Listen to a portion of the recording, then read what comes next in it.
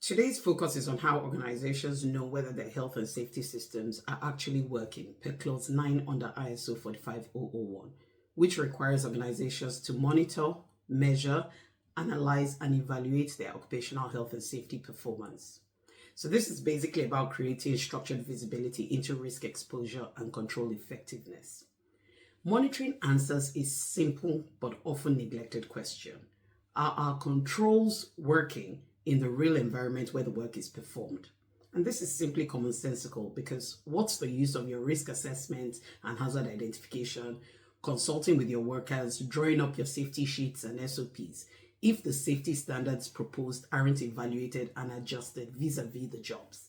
So ISO 45001 expects organizations to determine what needs to be monitored and measured, the methods for monitoring and measurement, when monitoring should occur, and who is actually responsible for the evaluation of these results. All these move safety away from reactive incident review towards systematic performance intelligence. For example, mature organizations do not wait for injuries before evaluating their system. They track indicators that show whether the system is working, such as exposure levels, safety observations, control verification checks, worker participation rates, near-miss reporting trends.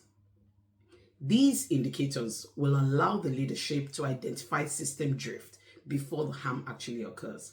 However, monitoring alone is not sufficient. Under Clause 10 of the standard, organizations must also establish processes for continual improvement. The standard requires organizations to investigate incidents and non-conformities, to identify root causes, to implement corrective actions, to evaluate whether those actions are effective. A well-run occupational health and safety management system therefore operates as a learning system methodically.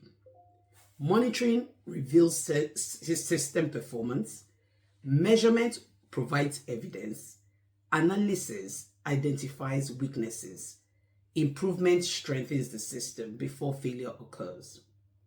Ultimately, an occupational health and safety management system should not simply document safety activity. It should continuously reduce the probability and possibility of harm.